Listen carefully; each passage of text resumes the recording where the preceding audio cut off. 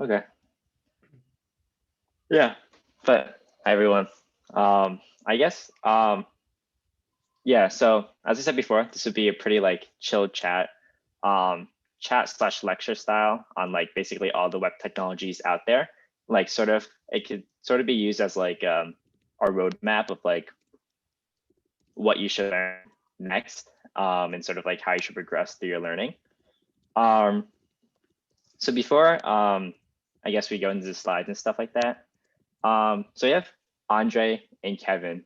So like I guess, do either of you like mind just like sharing like particularly how much you know, or like what you know about sort of like web development related stuff, and like what specifically you would like to learn, just so I can like be sure to like touch upon or like sort of not touch upon some of the stuff you already know. But yeah, I guess Andre, do you want to go first? Sure. Okay, I know there's like, as we've talked about in class, there's like a foundational like HTML, CSS, JS base.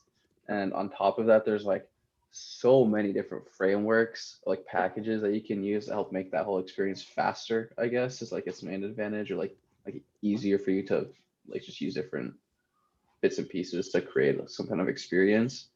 So I know of like the big three, which I think are still like Vue, React, and Angular. I know there's like a lot of other ones like Gatsby, and I don't even know all the others. So I was curious like what the advantages of all of them are, just because like I've like haven't really used a lot of them. So I'm curious like how this many can possibly exist. Okay. Yeah.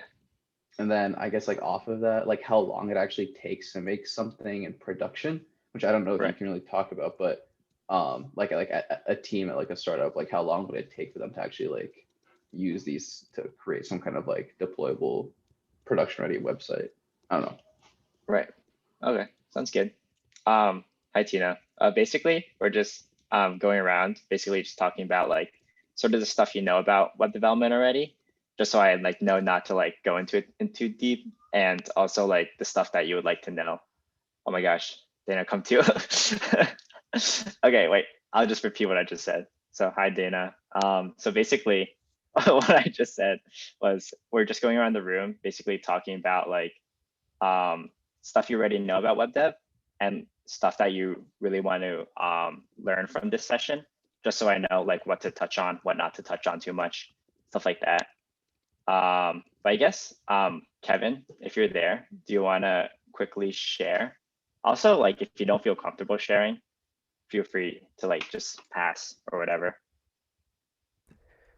Yeah, I would say like my answer is like similar to Andre. Like I've heard a lot of these like names and technologies before, but I really haven't like used a lot of them. So yeah, I only know like the names pretty much and a few of them. Yeah, sounds good. How about Tina?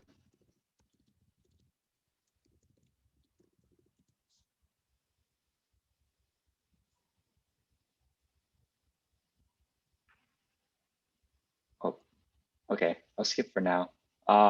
Dana, are you there? Would you like to share sort of your experience and what you want to learn? Yeah, I kind of like know nothing about web dev. So like I just really kind of want to get like a foundation in it and learn the basics, or like just the basic concepts of the field. Okay, sounds good. But yeah, okay. Yeah, so I guess we can start getting started, unless Tina, feel free to speak up if everything's going well. But yeah, or if you like wanted to share. But yeah, so I guess we can get started. So I'll share my slides real quick. And oh shoot. Okay. How do I was like pressing present on my screen for Google Slides, and I was like, why is it not sharing? I just realized I have to share through Zoom. Okay, let's do that. Okay, hopefully you guys can see that. So I'll be looking this way because that's where my slides are, and then I'll be looking to the left because that's where or the right, whatever, that's where my notes are. So web technologies, right? This is, so the schedule for today, it seems like a decent amount of you want to go through particularly like front end sort of stuff. But I'm also going to be talking about, so we can like dive deep into that, and it's good because I have a lot of notes on that stuff, because it's definitely like where a lot of people start out with. And you also have like the concept of like the back end, the servers, stuff like that. You have databases, cloud services, and miscellaneous stuff, in case anyone wants to. Yeah, I can talk about, yeah, I was planning to talk about Mongo and Postgres. Yeah, so that's basically the structure. So on to the next slide. So this is sort of like an overview of a very simple diagram of how the web works, right? So you have your web app, and your web app is going to be like the front end of everything, right? It's going to be sort of the client facing, what everyone sees. Basically, for example, Google Docs is, in this case, what I see right now is our web application, right? There's an arrow over to the backend server, or backend / server, which is basically sort of handling all of the all of the logic that goes on in the backend, all of the logic that the user doesn't see. So for example, when I click on like share a new document, I'm going to be sending a request to the backend, basically saying do a certain thing. So that's sort of how the backend works. The user is not aware of what's happening, but a lot of stuff is going on there. You have the database to store all the information, such as if I make a new slide in Google Slides, Google would probably be storing it on their database to for reference for later. And you also have these two arrows pointing to cloud services. And I'll sort of get into why there's two arrows pointing to cloud services for now. I mean later. So for now, we'll just stick with our first section, which would be the front end sort of stuff, sort of how you would go about creating a front end and sort of how it works. So yeah, so before going into like some of these symbols on the screen, I just wanted to go into real quick how the web works, just so we're all kind of on the same page. So in the early days of the web, in the most simplistic version, where, for example, let's say you go to Wikipedia or something like that, very simple website, you would navigate to a URL with your browser, right? And the reason why you go to a specific link is because at that link, there's sort of like a server that's hosting a bunch of files there, right? So when you go to that link through your browser, you're essentially asking the server, hey, give me a bunch of files pertaining to this like quote unquote website, right? The server would be like, okay, I'll give you back those files. So the server will send back HTML, it'll send back CSS, right? And the browser, once it sees an HTML file, it will know, oh, I know what an HTML file is. I know how to render it on my screen. So that's sort of how the basics of it works. The HTML, it'll lay out the screen. And then when the browser sees CSS, it'll say, okay, I know what colors or what layout to style my HTML in, right? So that's sort of how it works in the past, right? And obviously you have the big three kind of stuff, right? You have, or in this case, we just talked about HTML and CSS. But then as the web sort of got more advanced, you have like technologies like JavaScript coming in, right? And JavaScript is basically, so before JavaScript, the web was built for viewing documents online, right? It wasn't for having a huge scale web application like Google Slides, right? It was just made purely to view information over the internet. And so once people started using the web for more versatile purposes, it became sort of like the need for interactivity became prominent, right? So then that's why you have JavaScript. JavaScript basically allows me to, if I click on this button, it allows me to open this dropdown, right? It allows interactivity throughout the website. So that might be pretty like basic knowledge, but I just wanted to make sure I just went over it because I think it's just really good idea to know, okay, HTML is how you structure the website. CSS has how you style it. You add JavaScript to add, for example, interactivity, being able to click on stuff, right? And the key thing to note here, and I think it's really important to stress because nowadays the whole thing is, if you want to get into like web development or like front end work, you have to know like these frameworks, and that is true. You definitely do have to know these frameworks in order to be competitive. But I think the important thing to know is every single website you can make with HTML, CSS, and JavaScript. Because as we'll get into later, these frameworks, they just compile into plain HTML, CSS, JavaScript, because HTML, CSS, JavaScript is the only thing the web knows, or the browser knows how to interpret, right? So everything that you do, it always compiles into the big three, and you can technically create any website you want with these three technologies. So I think that's just the important thing to know, which is why I think if you're first starting out, you should definitely don't feel too pressured to like go directly to React or Vue or Angular or anything like that. Just stick with these. Vanilla JavaScript is more than enough when you're first starting out, but then when you start wanting to make app-like pages, then you can definitely move on to those frameworks.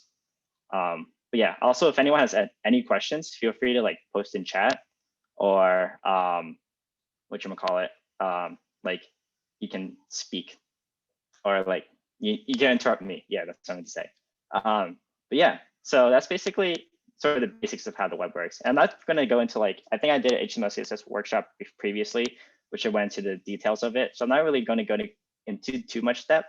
I mostly just want to give like an overview of stuff you can start with. So you have these big three stuff. Now, as I said before, highly recommend learning the basics first. And the more you know the basics, the more you know why these frameworks are useful. If you know vanilla JavaScript, you know how much of a pain it is to work with. So then you know why you need a framework, right? So moving on to the advanced topics, right? What is a web framework? A web framework is sort of like, it's this tool that provides a way to create something that like, it'll be pretty hard to create without it, right? For example, as the web started growing, right, the need for web applications, websites that acted like native applications, like mobile applications or desktop applications, the need for like all that interactivity, all these like drop down stuff like that. It was really hard to do that with vanilla JavaScript. So that's why these frameworks came around.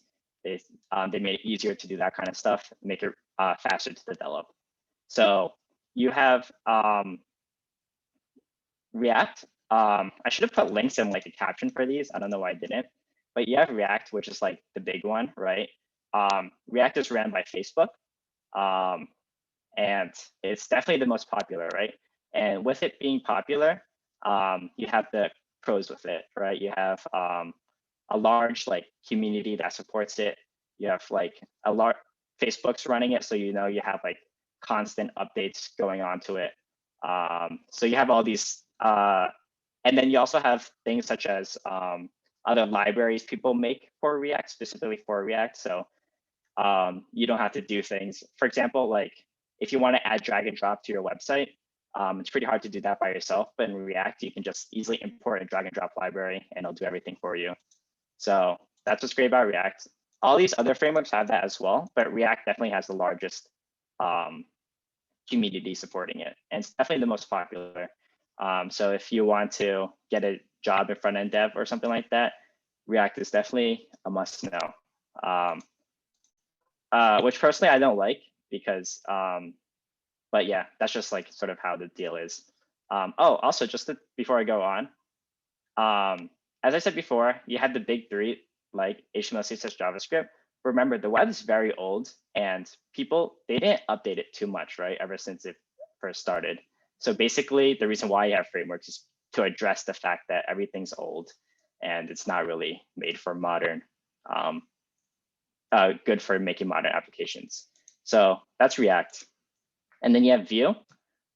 It's pronounced or spelled V-U-E.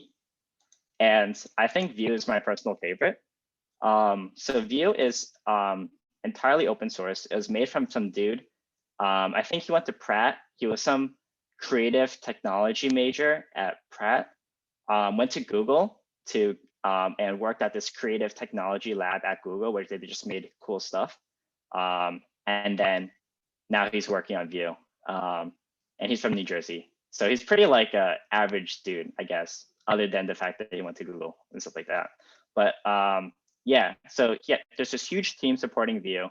It's entirely open source. There's no company behind it, right? So that's what makes it so great. It's entirely open source. It's entirely community based, which is why I like the concept of that. And additionally, it's easier to learn than React. React does have a steeper learning curve.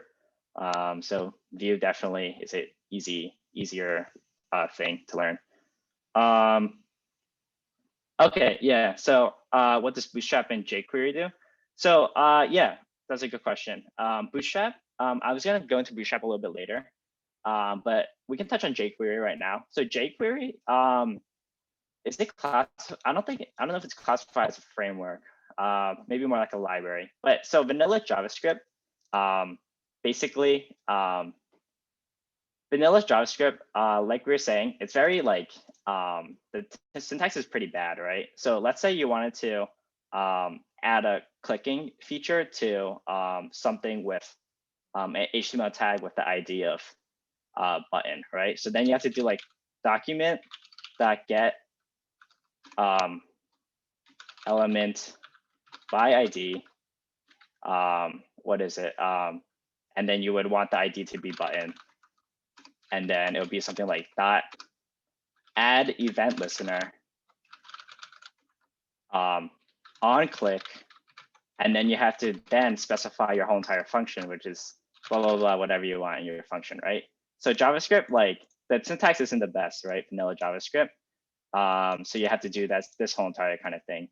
Well, what Jquery does is you import it you import Jquery in, and then all you have to do is type in, I believe it's something like hashtag button, meaning get the button on click, and then whatever you want your function to be.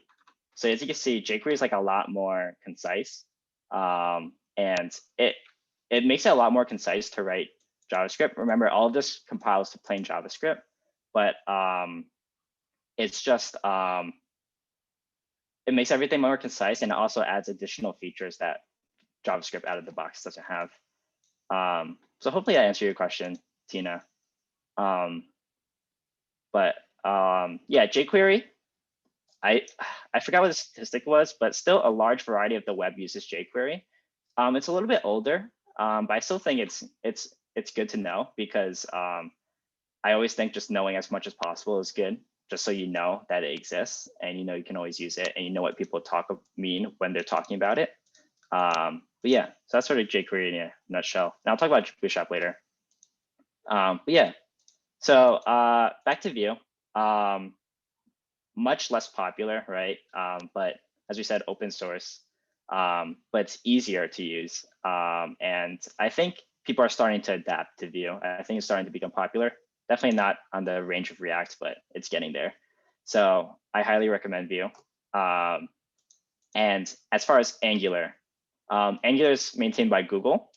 I don't know Angular personally, never used it, but I've heard bad things. That's why I've never used it. I think people just shit on it just to make fun of it. I don't think it's actually bad.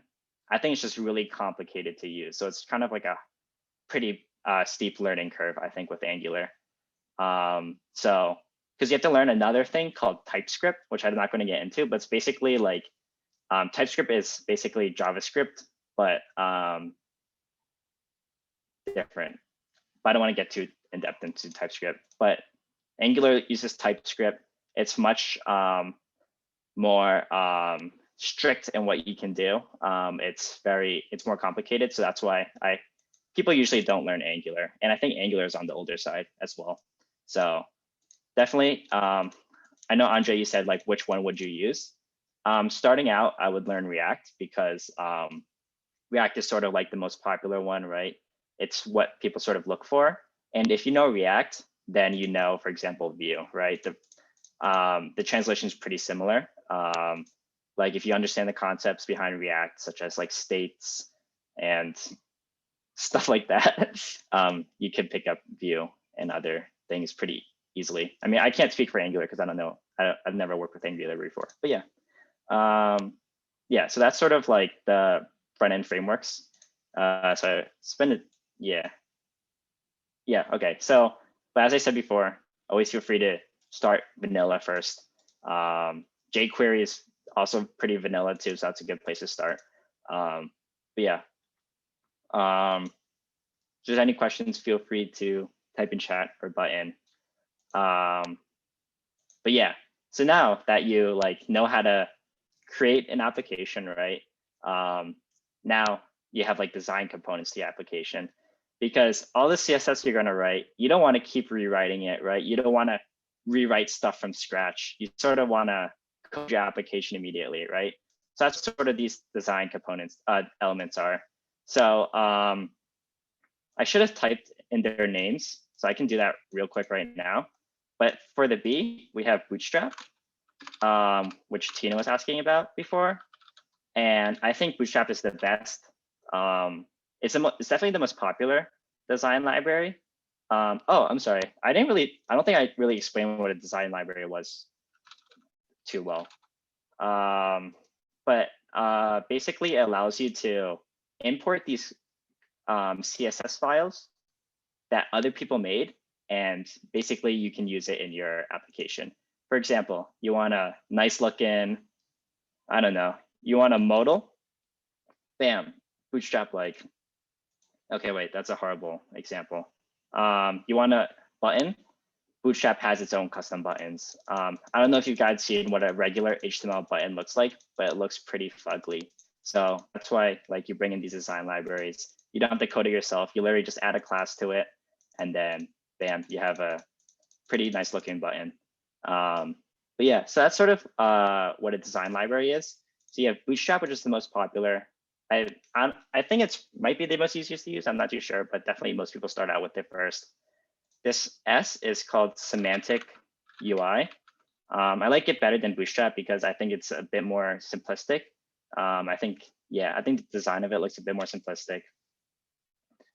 This two mustaches over here is called Tailwind CSS. And I'm actually really liking Tailwind so far. So you can look into that if you want. And there's also the last one is Material UI, which I think is pretty similar to like what they use. It's pretty similar design to like Google Google vibes, I think.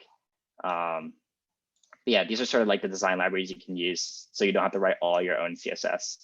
But yeah, and then finally, getting into the fun stuff of front end, which is the fun libraries you can use, right? So these are sort of like more creative libraries. You can, oh, and I guess what is library, right? A library is like a collection of code someone else made that you can like import on your own, and it will, yeah, it's a collection of code that like you can import on your own, and then basically someone else made it, and they made it so that like, here, I'll just show you. Let's see. I was looking at animejs.com. And so basically, it makes it easy to do animations. So like, they did all that animations with their library that they have, that they made. So you can just, I'm not too sure how hard it'll be to make this, but that's essentially what the library does. Makes it easy to make animations. And then another thing I have on the website is D3, which basically makes it easy to make visualizations. So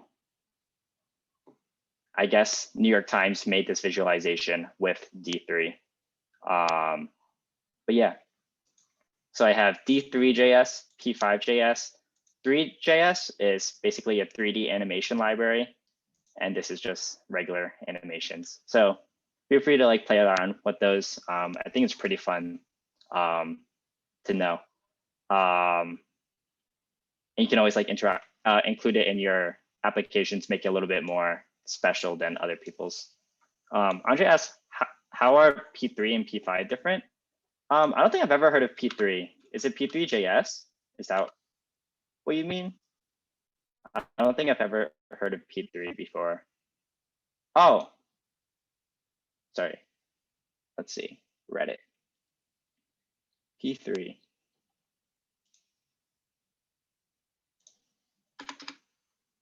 P3 versus P5. Yeah, I'm not too sure what P3 is, Andre. Sorry. Do you know where you heard it from? Okay. So yeah, so P5 is basically focused for JavaScript. So P5, oh, I didn't explain what P5 was. P5 is basically allows you to easy to draw stuff with JavaScript. So you can draw a circle, for example, but like it's more complex than that, but it makes it easy to do that kind of stuff. I don't know if you guys know Brad Davis, he's an alumni. He likes P5 a lot. So you can always reach out to him if you want. I'm not too sure how you would. Maybe I can drop contact information for him, but Brad 5 loves P5. He loves like these art oriented web stuff. So yeah. But yeah, so there's P5, which is specifically made for JavaScript. There's also something called processing, which is P5's like older brother. And processing is I think it's used for Java. I think Java, it's for making drawings in Java or something like that. But yeah, so that's sort of like front end stuff. And Andre, you asked sort of how the scope of it is when you like make projects. And I guess I could talk about that a little bit more later on. But to address like the front end stuff, so front end is honestly, it's pretty simple at first with like, if you just want to have like a pretty simple application, if you want to like make a blog, or if you want to, I'm not too sure, make a pretty like static site that doesn't do that much. Pretty simple, I think, especially with the libraries nowadays, it's pretty easy to spin up something. But there's actually a lot of stuff that goes into front end work, right? So you have stuff like, for example, like when you make a login sign up page, it sounds easy, right? You just have to put in like your email and password and then a login button, right? But there's actually a decent amount of stuff that goes into it as well. For example, you have to add like form validation, which is like the bane of, I guess, a lot of people. Which form validation is like when, for example, your email is not a correct format for an email, or your password is not enough characters. And then you have to find a way to like show that error without being obnoxious about it. And then you have to, what else do you have to do with login validation? And then eventually, once you log in, you have to like store the user on your app, so that basically wherever you go, you always know who the user is that's logged in. And you have to like maintain the session of the user. You have to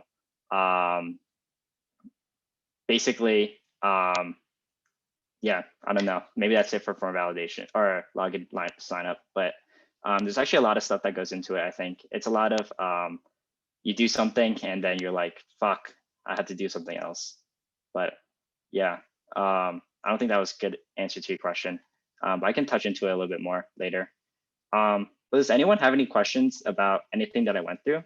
I think I'm going pretty fast, but I also have like, I'm only halfway there. Actually, this part's not going to be as long as the front end, but yeah, does anyone have any questions about front end related stuff?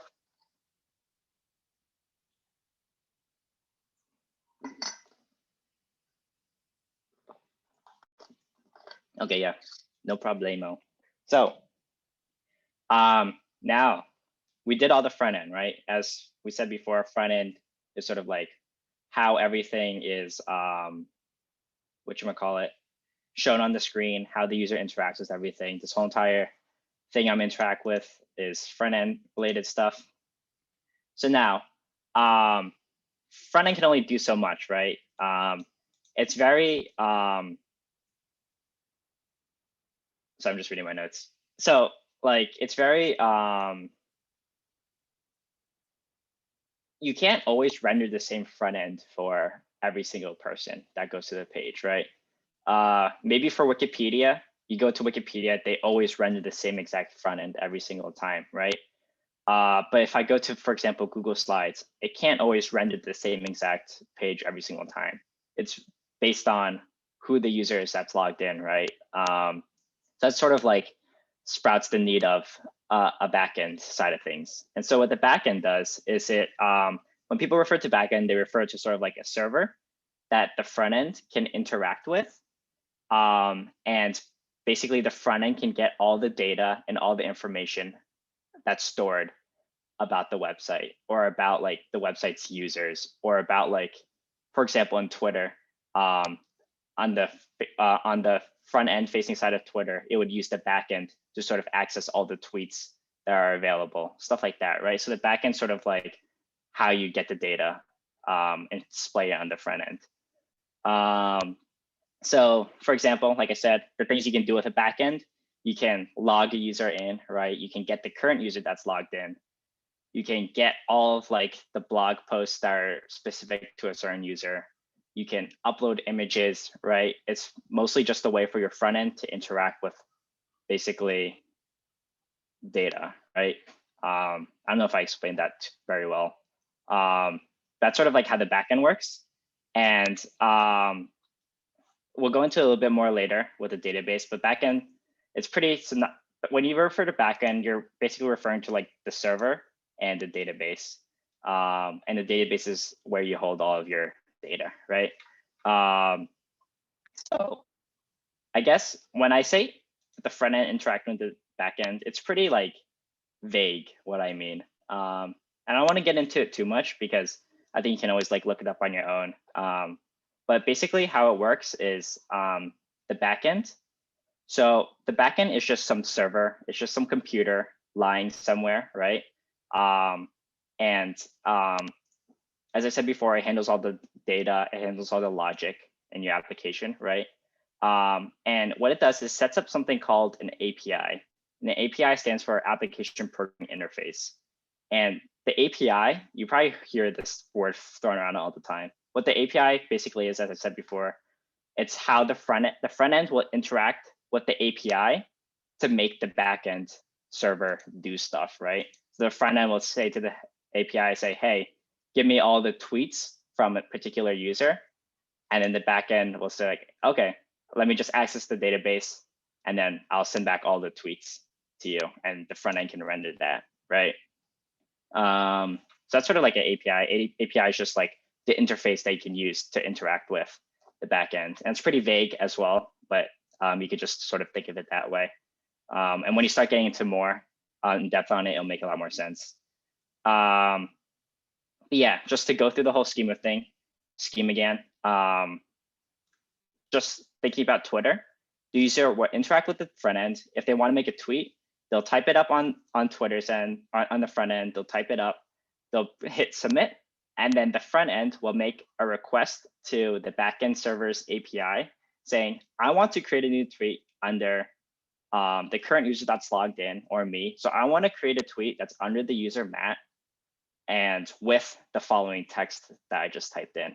And the backend server is going to receive that, do some processing, whatever it wants to do, insert that new tweet into the database, and then you can always retrieve it at another time. So that's sort of like how the whole entire flow works. So let's say that interests you and you want to get into backend stuff. So where do you start with that, right? You have to know a programming language to create a server. And so what is the languages you need to know, right? Like the short answer is like, there's not one language you need to know, right? Unlike the front end where you have to know HTML, CSS, JavaScript, the back end is pretty flexible in what you use, right? You can use, I'm guessing a lot of you are familiar with Java. You can use Java to set up your backend server. You can use Python to set up your backend server, C++. And then these are pretty not as well known. This is Rust. I think it's gaining popularity. This is Go, Golang from Google. And this is Ruby, if you've heard of Ruby on Rails before. But yeah, no pressure if you didn't. I'm just like literally name dropping right here. But the point is, it's like you don't need to know one particular language. If you're comfortable in Java, start writing your servers in Java if you want. But yeah, and then the next slide is going to go into the very popular topic of Node.js and Express. And you constantly hear these two thrown around a lot, right? Because this is like, yeah, it's just thrown around a lot. And I just wanted to address it because I think it's good to know basically what Node.js and what Express means. So basically, so as I said before, these are programming languages that you can use to create a backend server, right? But And even more before, I said with the front end, you can only use HTML, CSS, and JavaScript, right? So in the past, JavaScript is only able to run on the browser, right? It's only for front end work, right? But the thing is, everyone knows JavaScript because you have to know JavaScript because it's the language of the web, right? So you have to know JavaScript. So what people did was they came up with something called Node.js. And Node.js, its like definition is like a runtime of like a JavaScript environment or whatever. I'm not really sure what it is. But basically what Node.js allows you to do is it allows you to use JavaScript as a server or as a programming language, right? You don't have to just use it to handle interactivity on the web. You can now write JavaScript that will build a new web server for you, right? So that's basically what Node.js is. It's just JavaScript. It just allows you to use JavaScript, not on the front end, but like on the back end side of things, which is really good to do because you already know JavaScript. So you don't have to learn another language, really. It's not as much of a learning curve. Then you hear this often with Express. And Express is basically a web framework. And what this means is Express is commonly paired with Node.js because Express is a web framework and it makes it easy to spin up a web server using Node.js. So basically, Node.js is just JavaScript as a regular programming language, and Express is basically an easy way to spin up a web server.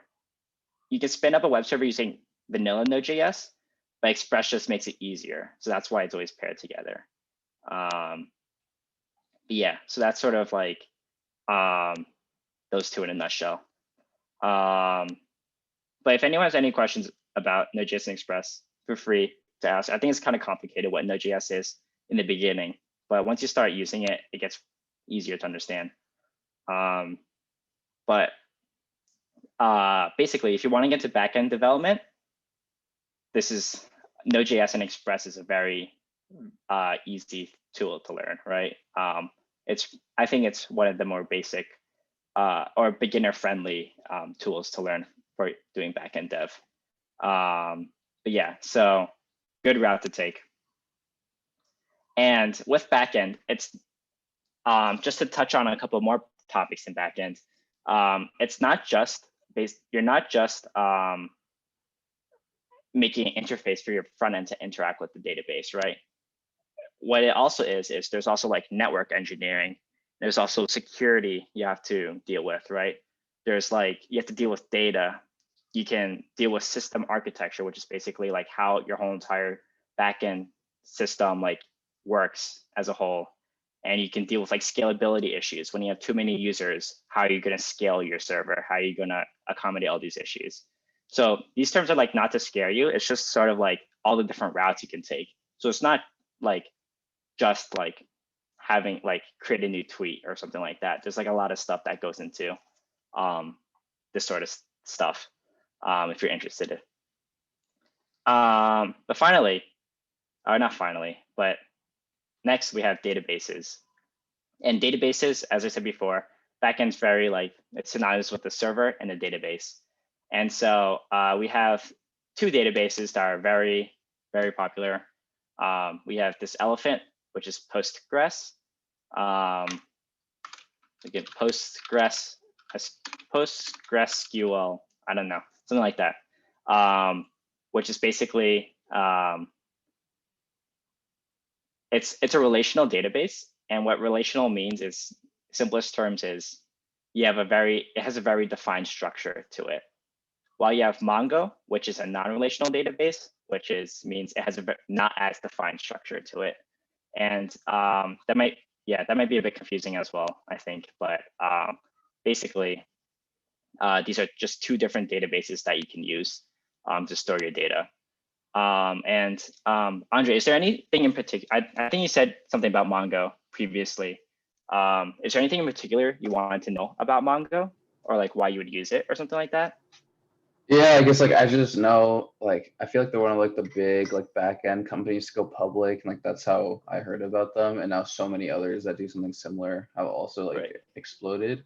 I'm just curious about like how they changed the status quo. And I guess you said they're like non-relational, but I don't really Right. know what that means. So I guess if you think you can explain that in like the context of this Zoom, I'd appreciate that. Yeah.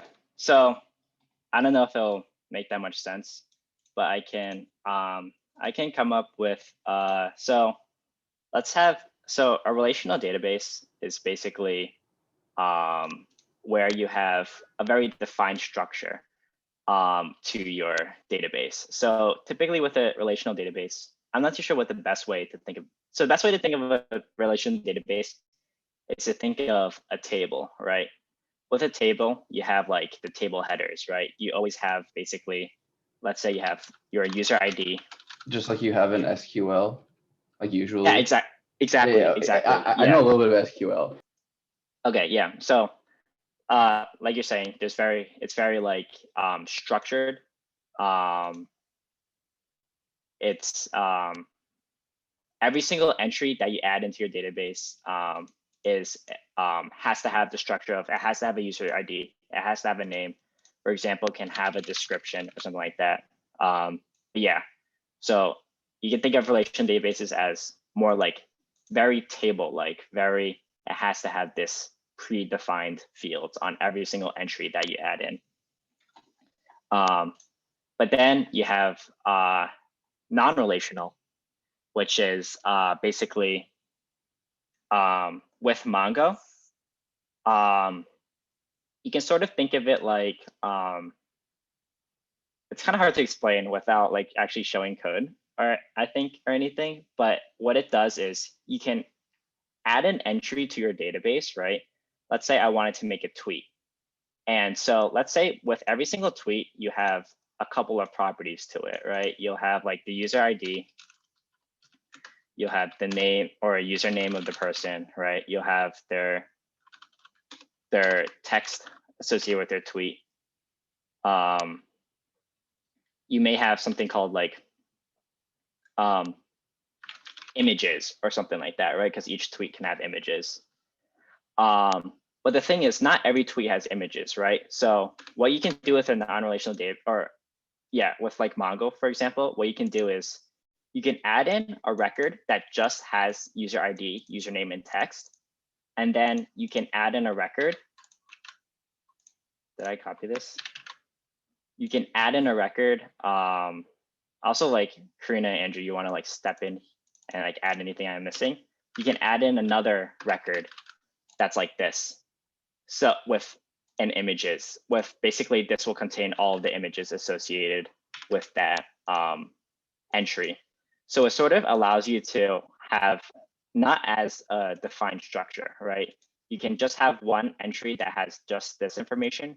You can have another entry that has another field associated, or it can have something else associated with it. So it's not as defined, right? It's not as anal about the structure of the stuff you add into it. Yeah. I guess, but this is still like based off of SQL, right? It's not like some esoteric something else. It's not really, it's very different than SQL, actually. Okay, yeah, that makes sense then. Yeah, it's very different. I think the best way to do it is just like to go through like an online tutorial, because I don't think I'm the best at explaining at it. But the main idea is Mongo is great for, it's very, as you said, unstructured, not as anal about the structure of the whole entire table or database. Postgres, very particular about how you insert records. I personally think, well, I think that Mongo is so popular and it's recommended for so many people, beginners, is because it's easier to understand. You don't, with SQL, you know how you have to make like all these like SQL queries, which is basically like how you interact with the database. They're sort of complicated, these commands to interact with the database, while when you work with like Mongo, it's a lot less complicated, I think. So, and it's a little bit easier to wrap your head around. And I think Mongo is good for scaling because you're not particularly confined to a particular schema. Like if you wanted to add in another column to this database after you have like millions of rows into it, it's going to be a pain in the ass, I think. So yeah, hopefully that answers your question. But Mongo is usually the go-to. So you have the MERN stack, which is Mongo, Express, React, and Node. And that's like the recommended beginner stack, I think. So yeah, Mongo is pretty, I think Postgres is still more popular than Mongo, but Mongo is getting up there. But yeah, so that's sort of databases in a nutshell. And I've been talking for a while, but just last thing is cloud, right? And just to go through cloud real quick, because I think it's just interesting to know. You don't really have to know all the technologies associated with it. But what cloud is, it's basically, so you have these huge people, right? Or organizations. You have Amazon, Google Cloud, or AWS, Google Cloud, and Microsoft Azure.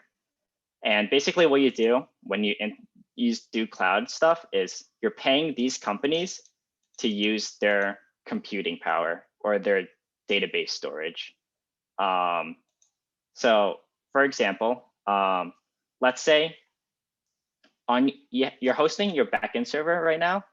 And let's say you want to do some machine learning stuff on it, right? But the problem with this is that the machine learning stuff takes a lot of computational power. Let's say you're receiving an image and you want to classify what kind of duck or animal it is, right? It takes a lot of computational power on your backend to do that. So what you'll do is you'll pay Amazon. You'll say, hey, spin up this cloud service that I can send my image to, and you'll do all the computations for me, and then spit it back to me or something like that. So basically, you're paying money to delegate or to use their resources to do stuff for you. And the most notable thing about cloud is this concept of serverless architectures. And if the reason why I want to talk about serverless is because with the backend side of things, it's a lot of work to learn a backend language, right? You have to learn a whole new language, or in this case, Node.js, you don't really have to learn a new language, but you have to learn a whole new technology. And it's a lot of work, right? And you have to put in all the work into it. You have to handle all the security issues. You have to do all this under the hood stuff. That's a lot of work. You have to then host it.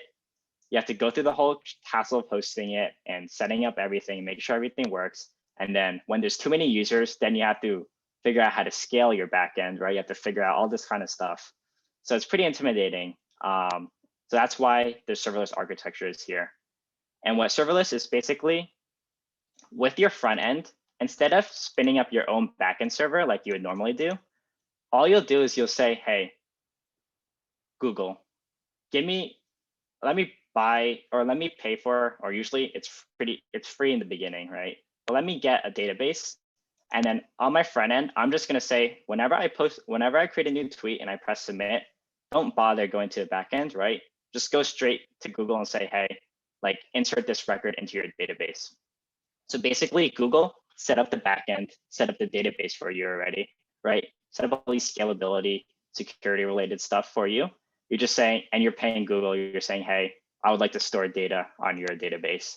So the reason why it's serverless is because you're not making your own backend server.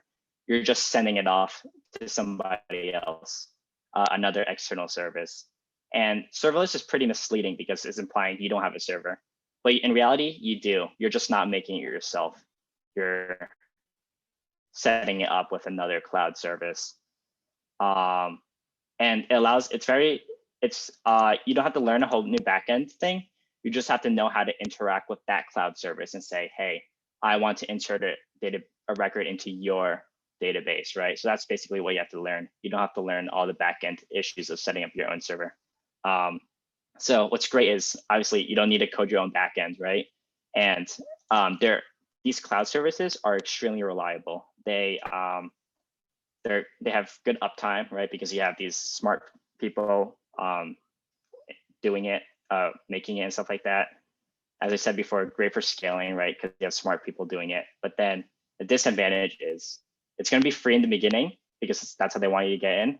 Once your platform gets more traction, and once you start adding more stuff to their database or requesting their services more, your bill is going to start going up, right? I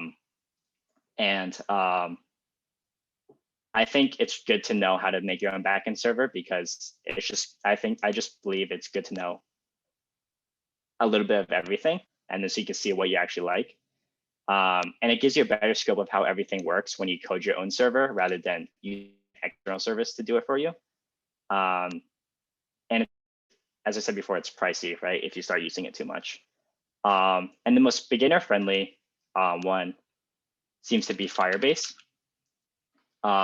which is a company that was bought by Google.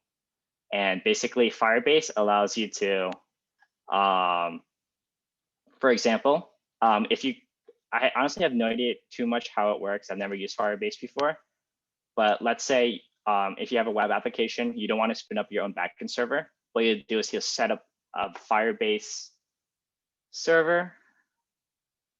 Yeah, spin up your backend without managing servers, right? So it provides you a database, it provides you machine learning tools, it provides you authentication tools. Like auth is pretty pain in the butt. You don't have to deal with that. Like storage, right? I'm guessing this is like image related, and you can easily host it, you can easily deploy it.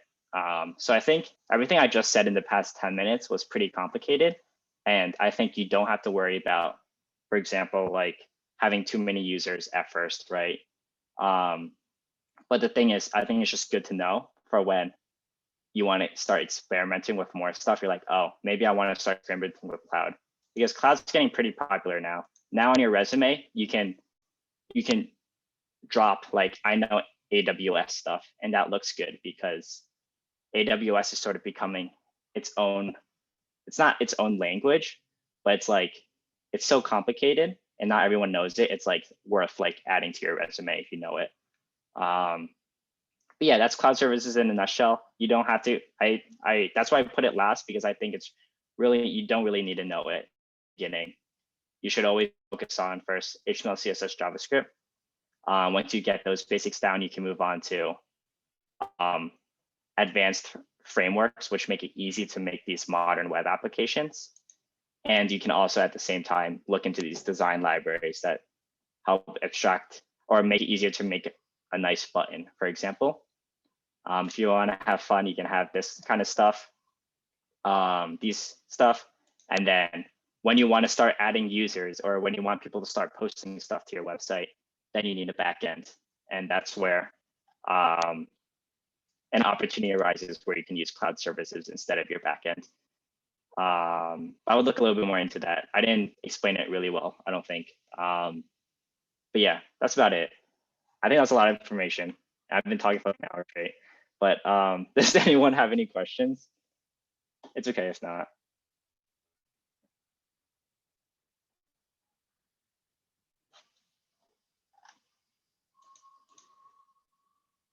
But yeah, if you guys are thinking about questions, you can always like message me in the chat, or you can message me privately because I'm in the Facebook chat, or you can comment in the Zoom chat. But I think in general, like, I think I did a bad job of making you not feel intimidated, but the idea is don't feel intimidated, because this is a lot of stuff, right? But everyone starts somewhere. So this should be, I think, the place you should start. And then just work your way up incrementally. There's lots of resources online. You can also use Udemy. I personally used Udemy for my first web dev course. I used the Web Developer Bootcamp. It didn't use any frameworks for the front end. It just used vanilla JavaScript, which I liked. And it teaches you basically HTML, CSS.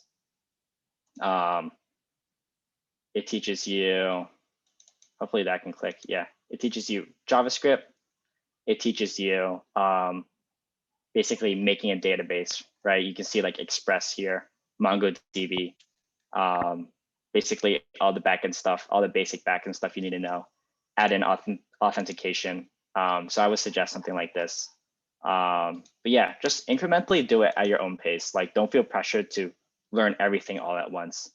Start small with a small project with stuff like this, and then when you're comfortable, work your way up. And that's like the best. Yeah, and then once you do a Udemy course, make sure you like implement it yourself, right? Do the Udemy course afterwards, maybe create a project with what you learned with the course, and then incrementally go up from there. But yeah, I think that's about it then. If there's no questions, then I think that's it. But yeah, I'll stop sharing now. Thanks for coming to my TED Talk.